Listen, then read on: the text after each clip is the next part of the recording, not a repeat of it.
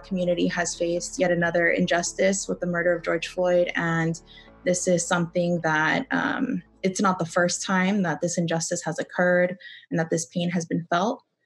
However, I think that what's different this time is that we all realize that it's not enough to simply stand in solidarity anymore.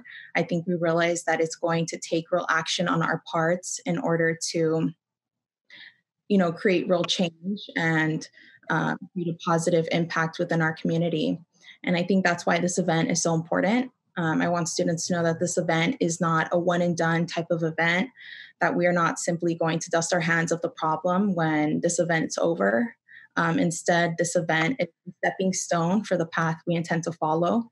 And I say this because ASI has recently partnered with CSUB administration to put on a summer series. And in the summer series, it will consist of virtual events that are specifically going to allow the CSUB community to learn, to listen, and to grow together. And I want students to know that your voice is extremely important in crafting these events. And that's why ASI is actively gathering student feedback in order to ensure that we create a meaningful summer series.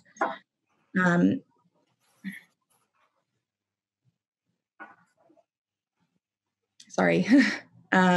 So more information about the summer series will be released soon. And so I want to encourage all students to keep an eye on your CSUB emails as well as our social media for updates.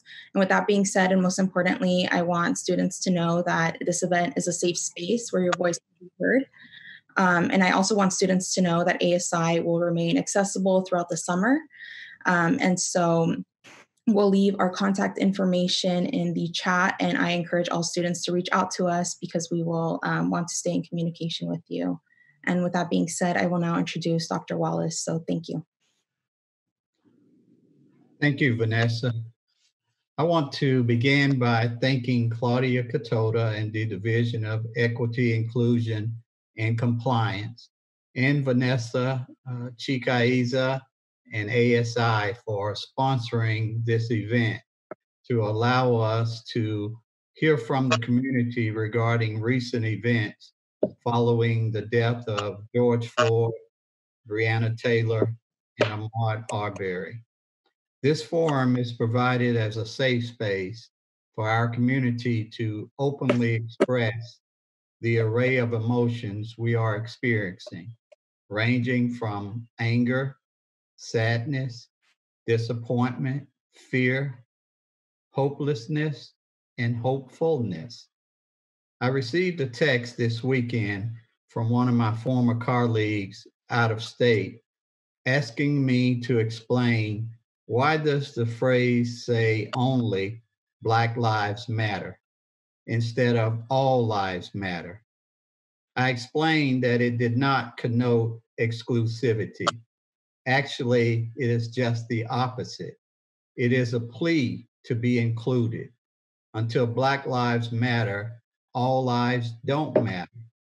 Please understand that this movement is not about a single event.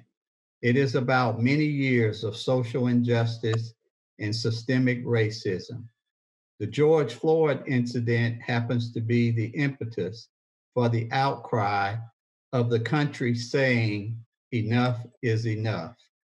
Any human being watching the 8 minutes and 46-second video and saw a human being begging for his life with a police officer having a knee placed on his neck and was not disturbed is a strong indication that you probably do not have a moral fiber of decency in your soul. We will take this time today to hear from the community and how we can move forward to create a better city, state, and country for all of us. It is our intent to spend time listening today and gathering information for reflection.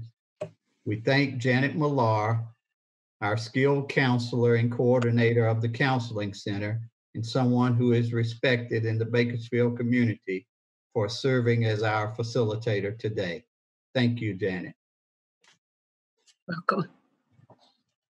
Excuse me.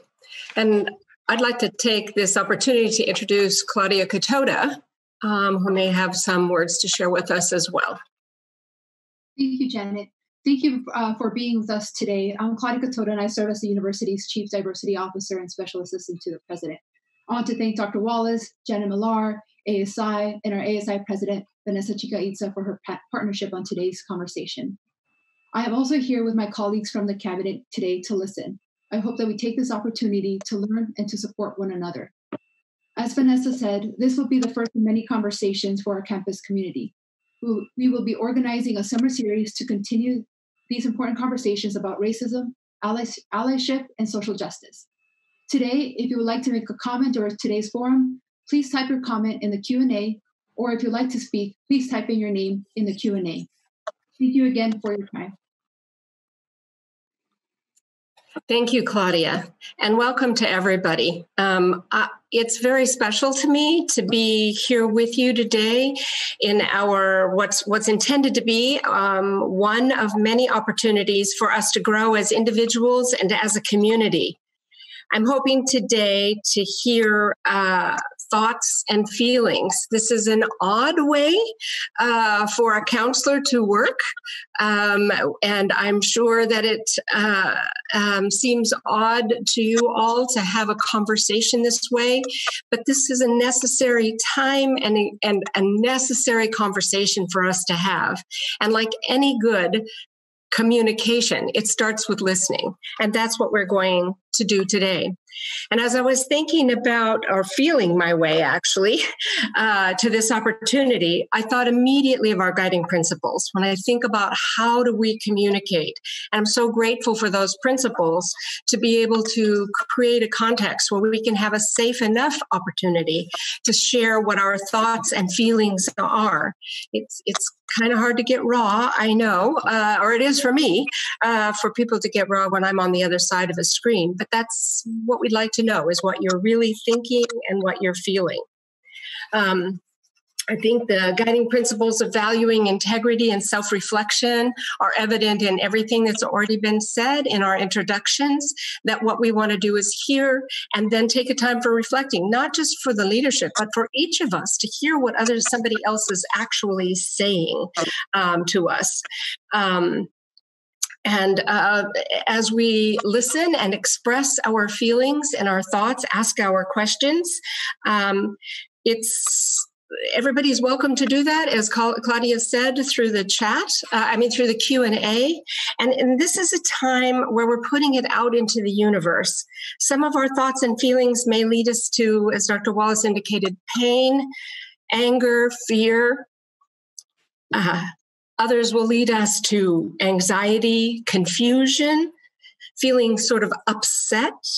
But most of all, these thoughts and feelings let us have the conversations that are extremely necessary for us to continue our own transformative and developmental processes as individuals, as a campus community, and a part of a society that needs to change and grow.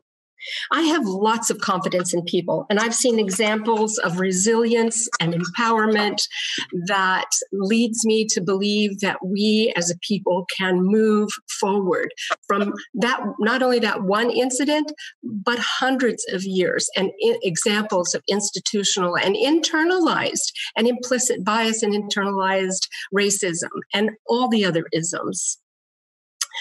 In fact, yesterday, as soon as the announcement for this event went out, I got an email almost immediately from a student who feels afraid to say his or her thoughts and feelings into the universe, into a larger space.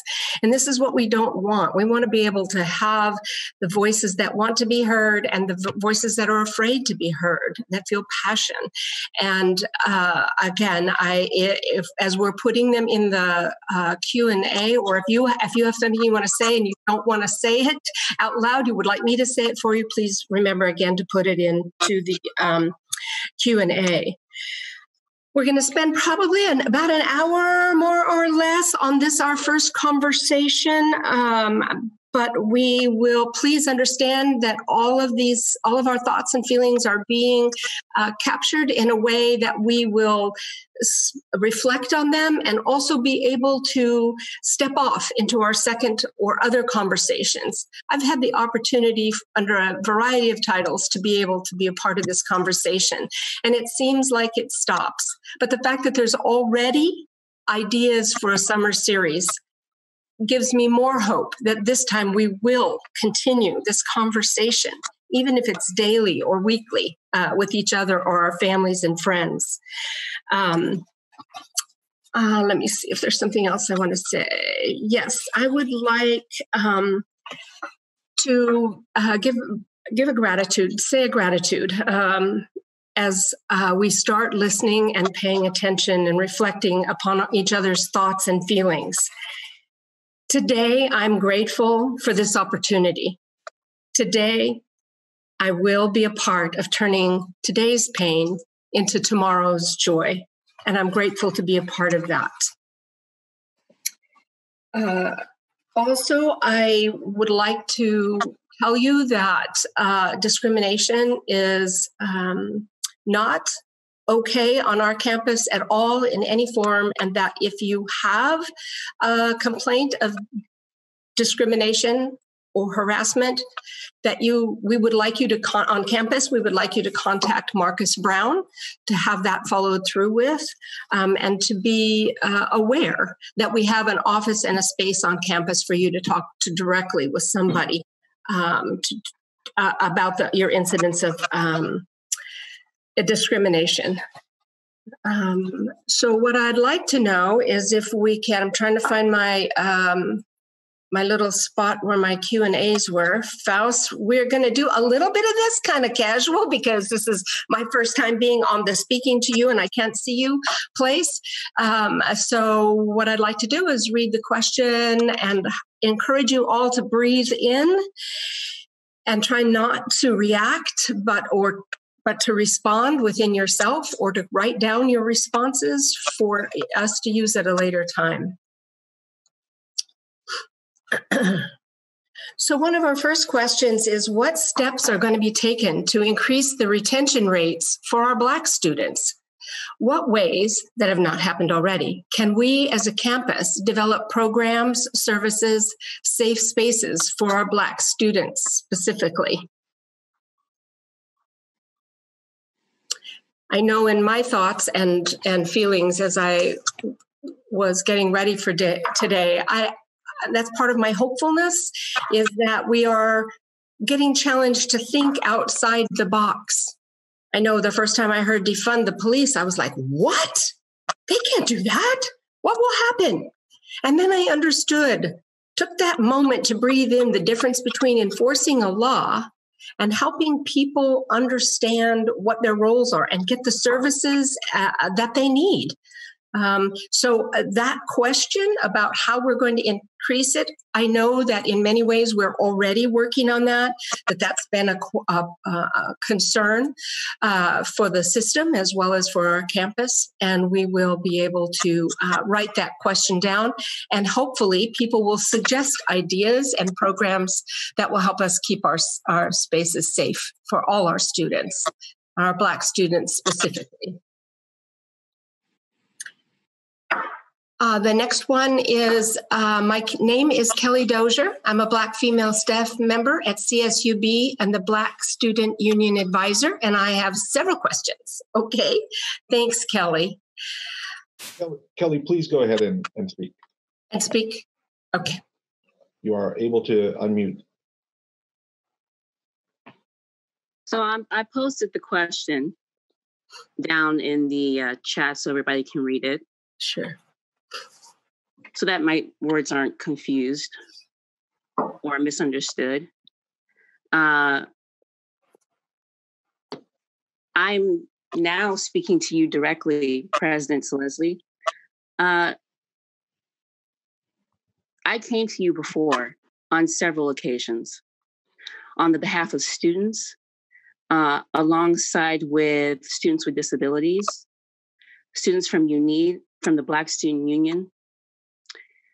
and asked for your assistance with diversity and inclusion and things like that. And we were ignored.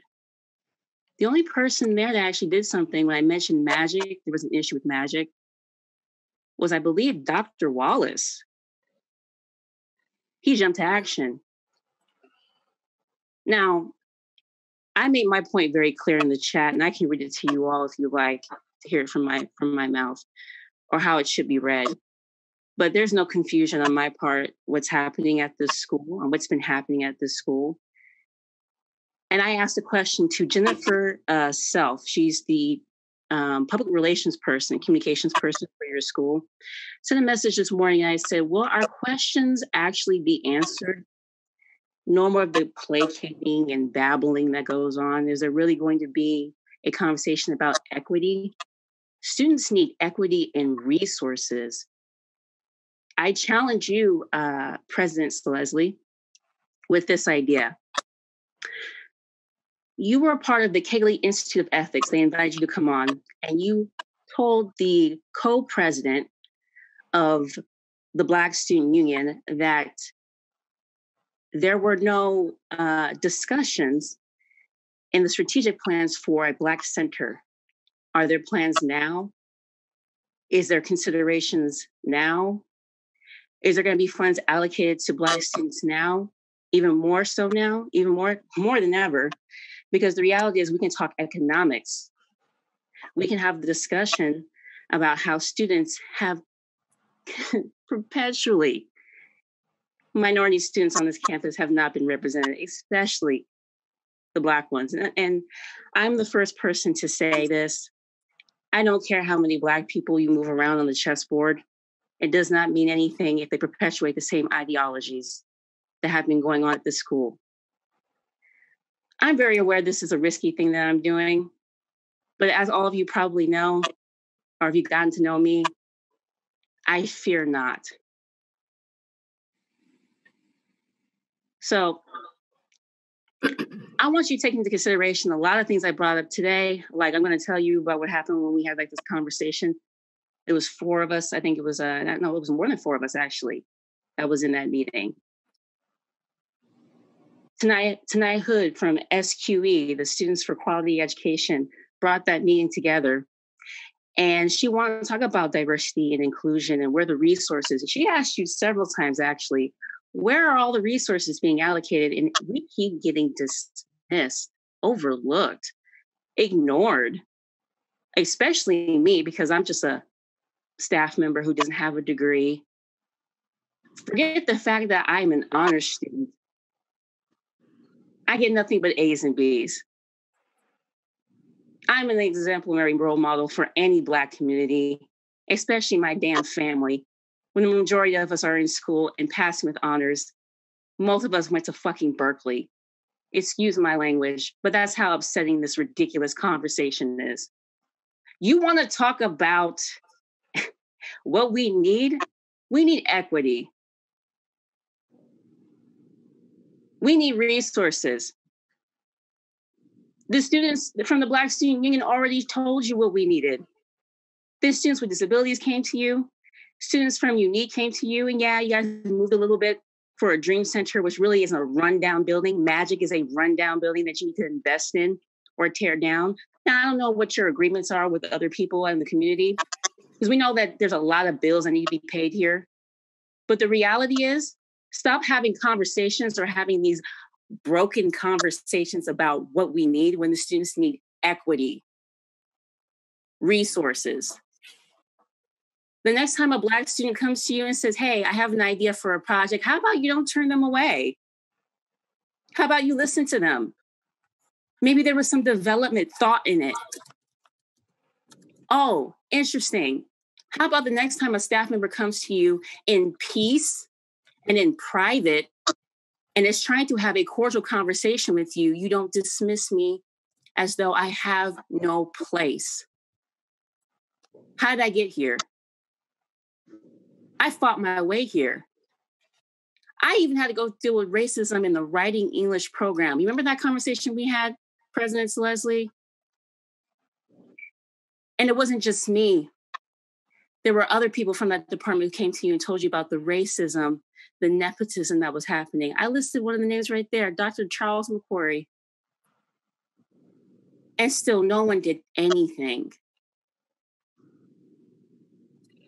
It was even written in the Chronicle. How you like that? But you know what? I found even more fascinating. Did you know that this school was sued before by a Black woman for discrimination, retaliation? And Kelly, My point by saying all of this, this is public record. Don't worry. This is public record. It's okay. I just want to make sure that we have time to put everybody on here, and I appreciate you got to give me the time I deserve. This is the equity that is needed for the students. This is equity that is needed. This is equity that is needed. You have to hear all this because you're going to hear me in full because you wouldn't hear me before. You wouldn't hear the students. Okay. So there's a question about how many of us are on this Zoom. Do you know, Faust? There are 133 attendees and 18 panelists. Welcome everybody again, and trying to make sure that we get as many feelings and thoughts as we can, some ideas also about change. We're all in education, and I think Kelly pointed out, and I felt and heard the pain not only of her and her family, but of generations of people who are disadvantaged or underprivileged and unrepresented in our area. I have a question. I don't know if that disconnect was on our part or Kelly's part, but can we see if we can get her back on to finish what she was saying? I don't know either. Okay. I will do that right now. Thank you. So I don't know. Okay. Thank you. Yeah, there you go. There you are. Thanks, Kelly, for coming back, and we'll take is anybody? Oh, Marcus Brown, thank you for your thank you, Marcus Brown, for your report discriminations on campus. Yeah, I've done that, and you've done nothing. If we really want to have that conversation, I have no problem being transparent because remember, President Leslie in the ethics of leadership thing that you did, and there's a video on the website for the Walter Stern Library where at the very end when you talk to Rawia, the co-president of the Black Student Union, you told her that there was no strategic plan, and you also mentioned the fact that that was pretty much it. Nothing more to it. Nothing else needed to be said about it. I think we need a Black center. And not only do I think that, the Black students think that, and actually a lot of the Black staff and faculty think that, but I guess they were just been too scared to say it. I'm not. Because I know the worst thing you can do to me right now during COVID-19, and the only thing you can do to me is fire me. That's the only thing you could possibly do to me. Because the reality is that everybody doesn't want to realize that COVID-19 is drastically impacting the Black community and Black students to a rate that it makes no sense that any of your students are on freaking academic probation. Why is no leniency going to any of the students, especially a community that's drastically affected by it in Bakersfield? Again, Kelly, thank you very much. And I know we need to hear all of this. And I think you are really talking about things that we, again, here on the national stage and in our city, and as well as on COVID-19 campus. is affecting your students. It's an uncomfortable conversation to have, isn't it? Well, it's all uncomfortable. Especially the students were already struggling. Ding, ding, ding. This is why we're here. Equity. Yes. I would like to give other people an opportunity to talk. And I want to I'm sure nobody has anything more interesting to add to it. Just adding on top of what I just said, that we need equity, we need resources. Yes, but ma'am. Okay. And I agree. And I think we are continuing to make steps forward to that.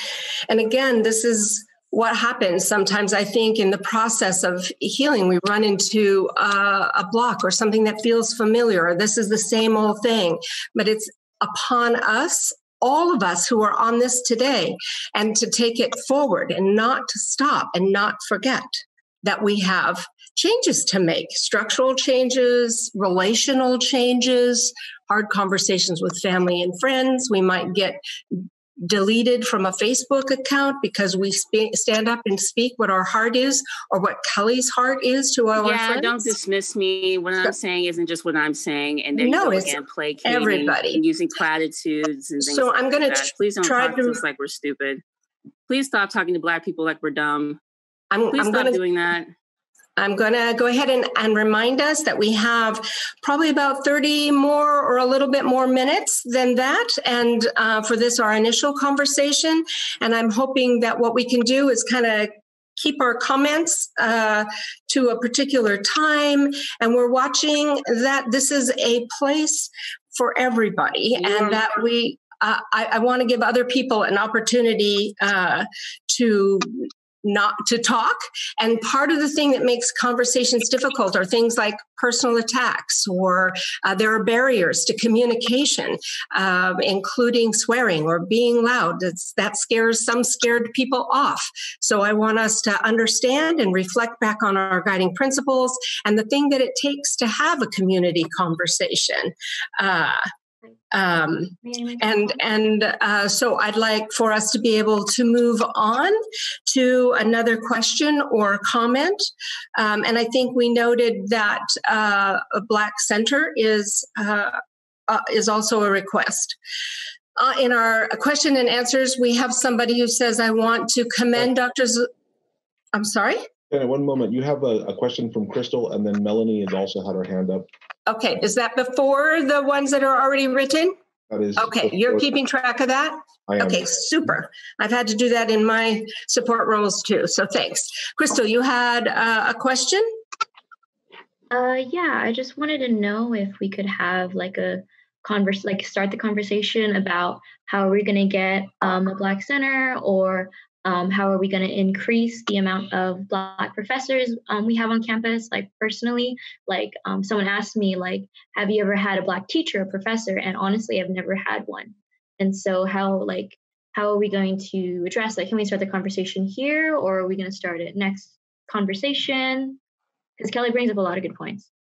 I agree. Thank you very much for that question. And I think, as we said from the beginning, that the conversation today is what we got to do. We got to just listen to what the wants and needs are. One of them is an increase in Black professors and a Black center. I love that. And I know that our, what do you call those people that write stuff down? Our write stuff downers are writing those down, and those will be discussed within cabinet and the departments and will be part of our ongoing conversation. The how-tos, maybe, I think, can come next. Let's find out what else other people are thinking or feeling or would like to see on our campus that they think would increase our, dismantling of the structural racism that happens for us. And Faust, you said there was another comment or question?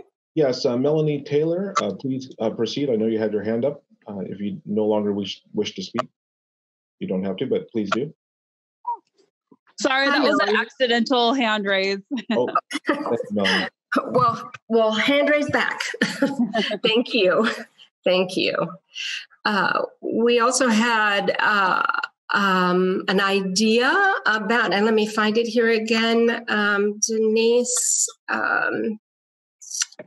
where are you? Looking for ethnic-centered mental health services to be provided by Black students and to students of color in general. And so I just want to make sure that got into the list of things that we're thinking and considering. So thanks for that, Denise. Anybody else with that has something they want to say? I think we are back to the Q&A. We're back to the Q&A. Oh, thank you so much. Okay, so one of our attendees said, I want to commend Dr. Zelezny and the President's Cabinet for their commitment to diversity, equity, and inclusion. You not only allow our voices to be heard, but you also put forward actions that create a welcoming environment. What are some ways we can spread what we're doing to other CSUs? For example, Cal Poly. Wow, what another really great conversation or question, and also idea, because it can't developmental change transformation happens when a student steps onto our campus, and higher education is to do that and to expand that knowledge out. I've had some conversations with my sister, who has biracial children and was married for 40 years to a Black man. And we've had some conversations that have been really hard this weekend for us to have. But it's been wonderful to see each of our own light bulbs go on. So I think it takes a little kernel, and then we keep moving it forward. So we'll also come up with some ideas about how we might be able to reach CSUB, can reach out to others.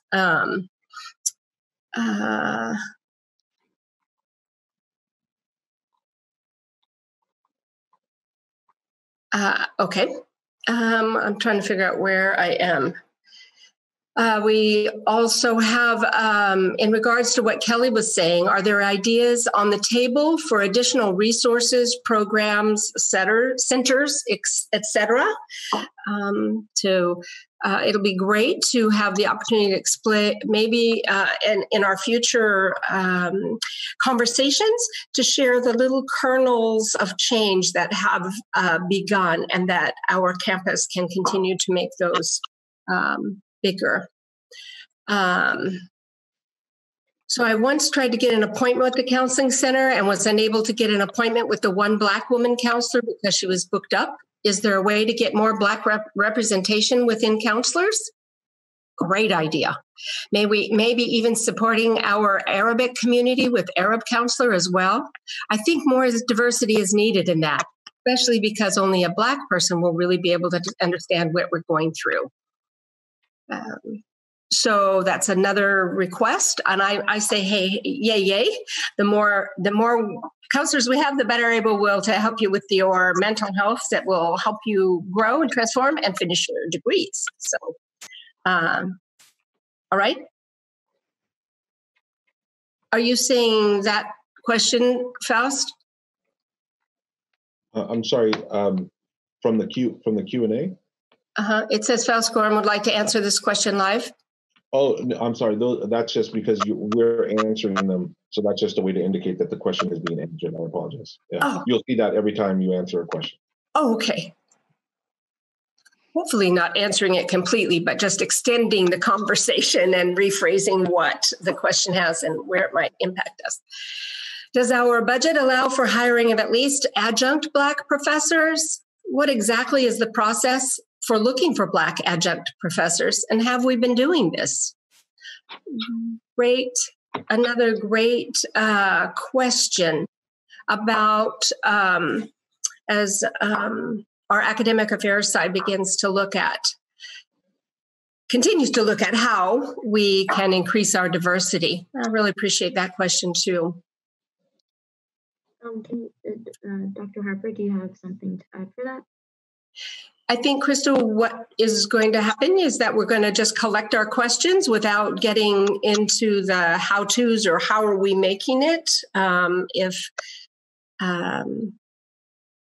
one of the other panelists veers or changes from that, then they'll let me know. But I think what we'll do is continue to collect these questions, comments, and ideas about change and reform on our campus. Janet, Delilah Solis has a hand up. Are we okay to move to her to speak? Yes. Go ahead, Delilah. Hello? Can you all hear me? We can. Hi, Delilah. I really wasn't going to speak because I think it's inappropriate for me to speak since I'm not a Black student and this is a forum for Black students to express their concerns. But I feel like I really do have to speak up because of the way that Kelly was treated. Specifically by you, Janet, I think that it was inappropriate to say that the way she expressed her frustrations is inappropriate. And I think, it's no secret that Club Jet and BSU has had their issues in the past in terms of disagreeing on how to go about things in leadership. But at the end of the day, I can't sit here and let this town hall go the way that it is. I think that this town hall is absolutely a disgrace to what a town hall actually is. The fact that we couldn't even get somebody to moderate that actually has experience and firsthand knowledge on what it's like to be a marginalized person on a campus is inappropriate. The way that people are, it's not just about expressing our feelings. We're expressing our feelings, but we're also telling you concrete ways to implement change that makes a difference for students on campus. And it's still getting around like, well, thanks for your feeling and your concern. You didn't express it the way I wanted you to express it, and the way that makes me feel comfortable and makes some people feel uncomfortable. So therefore, we're just going to kick you off the conversation. I don't think that's right. Does it make some of us uncomfortable to hear the reality? Yes. It's uncomfortable. That's the point of these conversations. They're not here to make you comfortable, especially as a white person, especially as a white cis person. It's not about you right now. It's about what Black students, Black faculty, Black staff are experiencing on this campus. You know what? We can sit here and say thanks for the emails, Leslie, and I'm a big fan of the work that you're doing on this campus and the fundraising campaigns you're doing and the opportunities you're making for student researchers. But at the end of the day, an email is just an email. You have a lot of power on campus to really implement change. And you quoted one of my favorite songs, Simone, and it honestly really made me upset. The fact that you quoted a song about what's it like to be free when you yourself as a white woman have a lot of freedoms in this country, and you have the power to help other students feel free and feel safe on campus. You know what I mean? I'm tired of having the conversation of, well, how do you feel and what can we do? You all know what you can do. And I think that was Kelly's point. You all know what you can do. You've heard the students here. I mean, we bring issues to ASI. We bring issues to all these things. We get put in a committee. The committee can't act without the students being there, apparently. Nothing happens. Nothing gets pushed forward. We get buried in bureaucracy. We spend all these years making all these claims and going through all the right avenues, and we're sick of it. We're tired of going through the bureaucracy, not seeing change happen, and here we are at a town hall where I feel like now students are really not going to tell you what's going on, because the way your guys are handling this is not cool. And I do thank you, Crystal, for trying to bring the conversation back to the fact of, well, Kelly did say some few things, not even a few things, some real things that Black students want on this campus. And that's where the conversation should be. I mean, if you guys are going to open up the forum for students to speak and faculty to speak and tell you what you need, then you need to hear it unfiltered. If you want a filtered conversation, then just end this town hall meeting right now. Thank you, Delilah. Thank you. It is a very difficult conversation, an odd way to do it on Zoom and I want us to continue listening and hearing you and hearing others.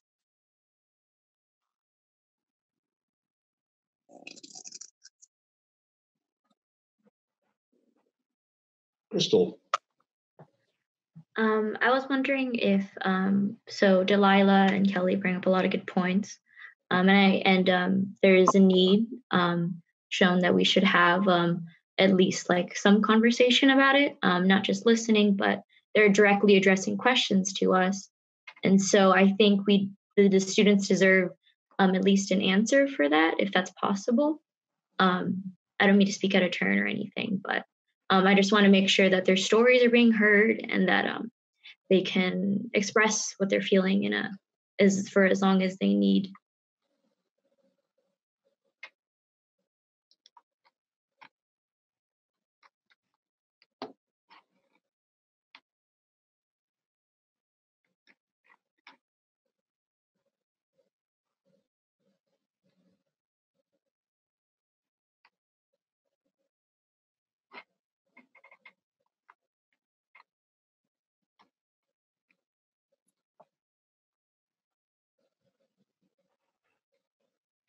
Just to follow up with what Crystal just said, we are planning to hold another follow-up event, correct, on Monday, or discuss this on Monday?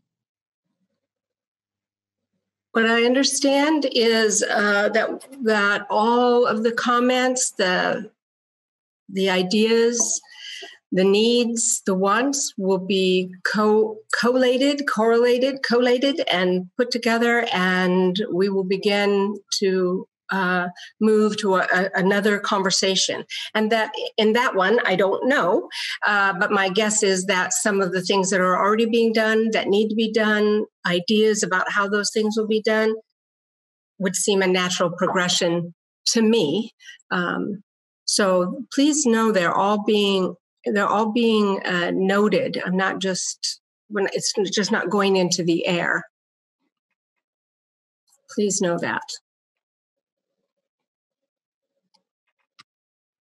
Janet, there are 3 new questions that came in, starting with Jennifer Berger.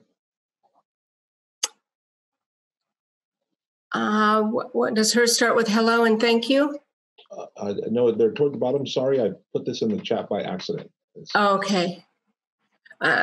Okay. It is hello and thank you. Hi, Jennifer. Hello and thank you for holding this community conversation.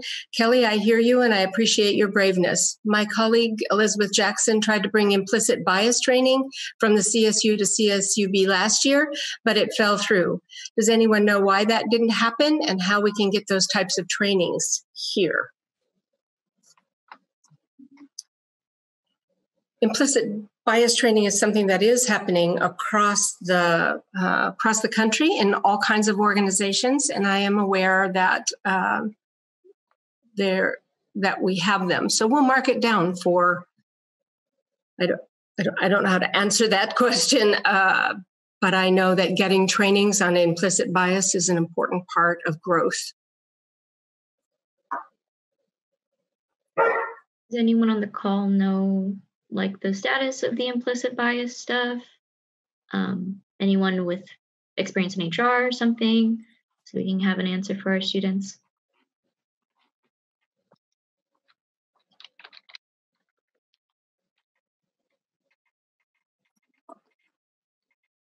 And I think Crystal, as we begin to talk about what we do and what we have done and what we need to do in specific terms in our continuing conversations, you'll see I believe that you'll see those that particular question answered about where are they, where are we in that process.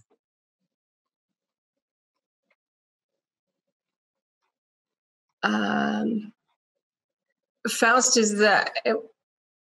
where are you? The very last question is books about racial diversity. Yeah. Mm-hmm. So one of the questions that we have now is which books about racial diversity and speaking on these topics have the leadership on our campus read to understand how to talk and listen at these things? Is there an effort to truly understand how to listen?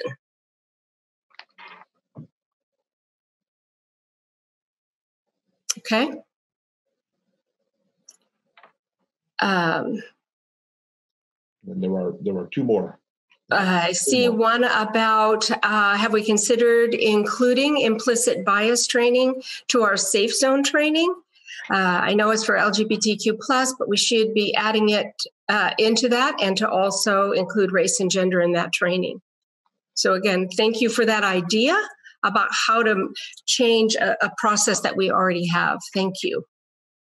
Can I add real quick on that comment that was made about what books are rereading? I don't know about CSUB, but ASI is currently planning to have a book club with the execs.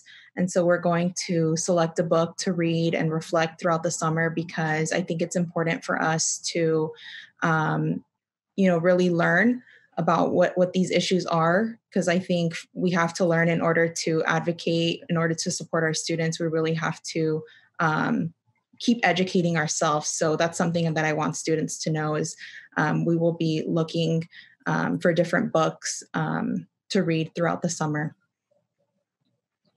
Thank you.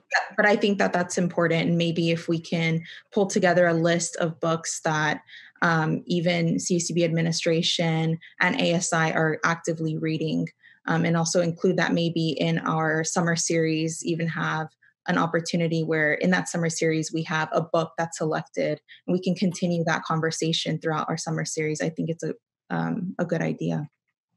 Thank you, Vanessa. And we'll continue to, when we put information out, we'll make sure that information is included as well. And also from Dr. Holliday, the CSU is, Boone Holliday, CSU is hosting an implicit bias training for faculty and staff on June 16th at 10 a.m. through the CSU's Got Talent CSU Learn program. We're not sure if it's available to students, but it is available to faculty and staff. Are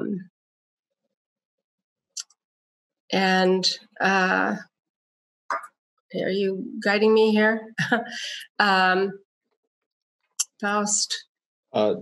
There's just a suggestion about additional books and libraries and where we can get them. And perhaps again, this is a takeaway, but perhaps we need to build that resource and publish it somewhere where we can all get it. Okay, that's so there's been some suggestions out about books and places to read, things to authors to read. It's not a question, but I hope that this conversation makes the administration do some serious self-reflection. Many of the statements made by different speakers are shared among many on campus: students, faculty, staff, etc., and I mean faculty and administration. I know it's easy to highlight positive things that have happened, and that is the image we want to present, but at the same time, it is unethical to not address and be transparent about the inequities across campus, especially when they're brought up by many different people. Yes.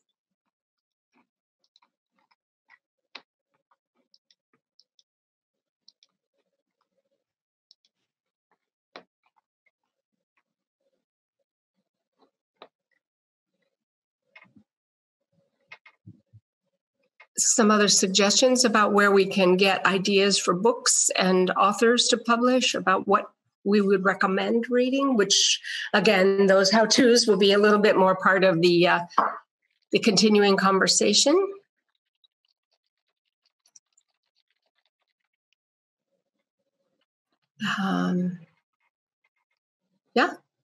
Any other? Just curious about why we can't see all the attendees. To technically answer it, this is a webinar format. So the webinar format does not support the video for attendees. We didn't know how many people we were going to get. Thus, we went above the 300 that we have for a meeting. Thank you. Other books to read?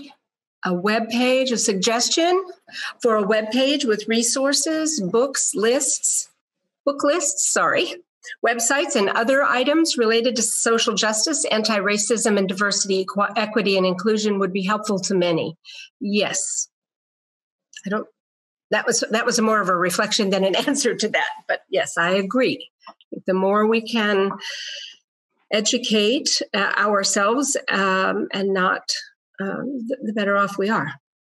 Janet, Angelica has her hand up. Okay. Angelica? Go ahead, Angelica. Hi, Angelica. Go ahead and unmute, Angelica.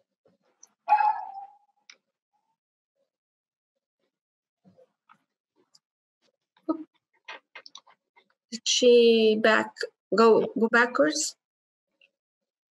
Yeah, looks like she did not speak. Oh, hold on again. Angelica, are you able to unmute? Okay. We will. No, nothing there. Sorry. Okay. So some of the other panelists have included ideas about the public affairs and communication team, and I'm saying this so that when you're recording, those that are our writer-downers are making sure that you have things from the public affairs and communications team, the Black Student Union, really checking with Black students and asking them what they are reading, they are listening to. Janet, Maria Espinoza has a hand up. Thanks. Hi, Maria. Hi, everyone. So I just want to say that I know this is more of a listening kind of town hall, and we really want to listen to everyone's suggestions and questions. So I think that my question to everyone, me serving on ASI, is that next week when we do have these conversations, I want to have answers, not just from faculty and staff, but as ASI, I want to have answers to give to students as well. So I just want to see, I'm listening to formal statements, and I know we want more representation, but sometimes we don't know how to give that representation. So I just want like students to let us know what ideas do you guys have? What exactly are you guys looking for? From the ASI part, what representation do you guys want? How do you guys want us to provide it? Because sometimes maybe we think we're doing the right thing, but I'm not a Black student, and I don't know what you guys directly need. So if I could please get like suggestions, what do you guys want? Because I really want everyone to feel safe.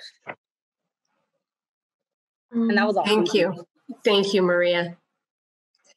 Thank you. I have a comment. Crystal? I can hear the little voice. I just couldn't. Okay. Maria, so there is an anonymous attendee just put in the comment. He's a Black student freshman. May I read? It's like regarding like what can ASI do, and I think this question can have us think about ASI, what to do, especially reaching out to freshmen. May I read the question? It's in the chat. Yeah, it's like a very 11:51. 11:51. Okay, there we go. The last Q&A. Yeah, I hadn't gotten there yet, but go ahead. Hey, Crystal, go ahead. So they said, as a Black student freshman, I watched a lot of other Black student freshmen stop going to school because of finances or disconnectedness from campus. I thought it was really a crack in the system because a lot of our Black students are first generation and they need more help. If I didn't have my own mentors on campus that reached out to me, I would have been alone and maybe I wouldn't be here today. What can we do? What can we do to do better to connect with our Black students from the beginning? Maybe putting some other groups with an orientation specifically for Black students, or having the freshman year support Black students in some other way. I think that's Maria, when you're talking about what can ASI do with orientation. I know that I really hope that we have a say in it. I think we do. And so with freshman year especially, ASI wants to make sure that each student feels like they are connected to the campus. And we know that looking at the data, the highest dropout rate is specifically Black students who are male.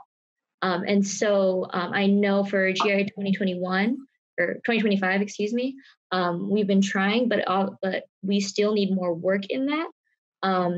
We can look into a mentorship program. I know we have a RAMP program. Maybe we can do like a diversity program to see, because it's really powerful to see somebody who is like you doing things that, if you want to be a professor, for example, doing things that you want to do. So that's definitely something ASI can work on. Thank you.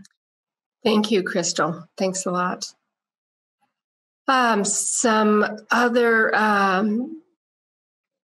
questions? Perhaps they include the ability in the future of all to view each other next time. This attendee thinks it would help with feelings of inclusiveness and transparency, and clarifying the purpose of this town hall was, and if I can, and my panel nods, that I will say what we said at the beginning, which is the beginning of a conversation is often being able to listen and to hear through to the suggestions, the pain, the reality of the situation, and not just the words that are being said. So today is really, really, and I know that a lot of you want answers in the moment, and I can really appreciate that.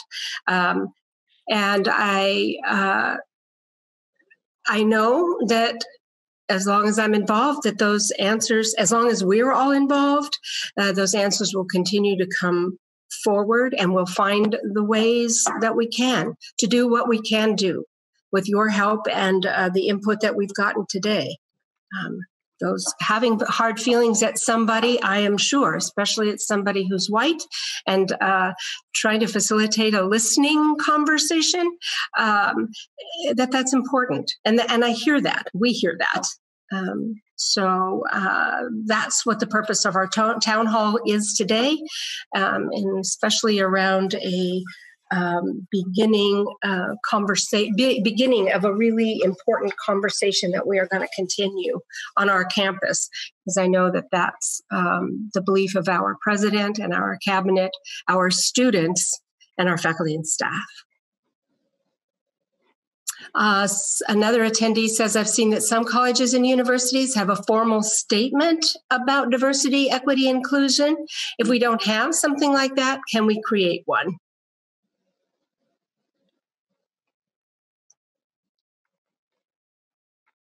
Yeah. In order to maintain equity, if one group gets a center, such as as at BC used to have, where they had the Chicano Cultural Center and the Martin Luther Center, how do we avoid disenfranchising other students? The example is when Miss Lee at BC advocated for an Asian center and was denied. And I would venture to guess that that's a core kernel of this conversation, is how do we all fit, and how do we find our place that doesn't exclude, but rather includes and offers opportunities for connecting and sharing. Can you please share information about the next meeting time or date? I don't know that myself. Right now, I know that we've been working on a series of these conversations for the summer. And as we regroup and get prepared to take our next step, I'm sure that that information will be forthcoming as quickly as we can locate a date, a time, and an ability for people to attend.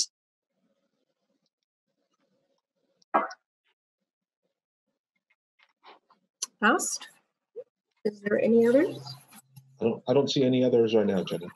Okay.